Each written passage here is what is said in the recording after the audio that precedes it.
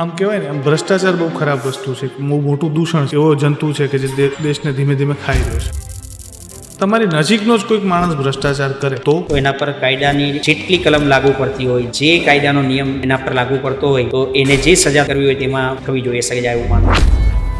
નાયક કરીને એક ફિલ્મ આવી હતી અનિલ કપૂરની, આપણે જોઈ જશો. એ ફિલ્મની અંદર એક પરેશ રાવલનો એક મોનોલોગ છે કે पॉलिटिक्स से गटर है बोलकर सब लोग भाग जाते हैं, लेकिन कोई भी इस गटर में उतरकर उसे साफ करने को तैयार नहीं है. તમે જ્યારે પોલિટિક્સમાં જોડાયા ત્યારે તમારી પહેલી ફિલોસોફી શું હતી, ને તમને લાગે છે ખરેખરમાં તમે કીચડમાં ઉતરી ગયા છો એવું કંઈ? ના, રાજકારણ કોઈ પીછળ નથી. રાજકારણ તો ખરેખર લોકોના જીવનમાં સકારાત્મક પરિવર્તન લાવવાનું માધ્યમ છે.